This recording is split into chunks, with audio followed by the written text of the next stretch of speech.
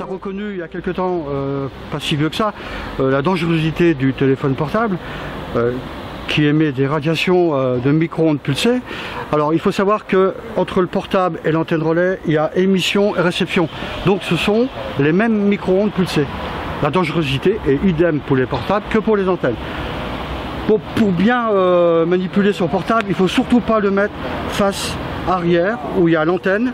Il ne faut jamais le mettre contre soi comme ça, ni dans la poche, parce qu'il peut y avoir des perturbations sur les spermatozoïdes pour les hommes hein, et des problèmes, voilà, notamment au foie, etc. Il ne faut jamais le mettre dans la petite poche comme ça, hein, face arrière, mais toujours, s'il n'y a pas d'autre moyen, le mettre face clavier, toujours contre soi, face clavier. Pour les portables Samsung, etc. Par contre, pour les iPhones, comme celui-là, l'antenne est ici, elle est à l'arrière, là. Donc, elle est vers le haut. Il est préférable de mettre son téléphone face clavier en haut, comme ça. Hein, parce que l'antenne est en haut. Pourquoi? Parce que le portable, il émet par phase pour se géolocaliser et pour chercher une antenne à proximité.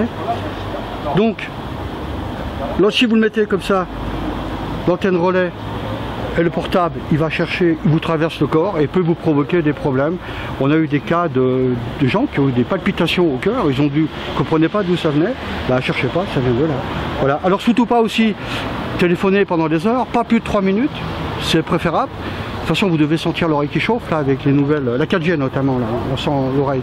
Il faut prendre un écouteur et tenir le portable comme ça, à distance, là, voilà, pas trop près du corps, là, puis discuter comme ça.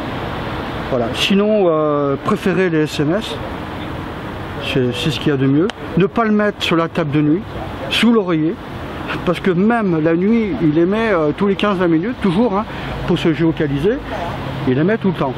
Voilà. Et ça peut, surtout chez les ados, hein, ils mettent ça sous l'oreiller, ça ne faut pas.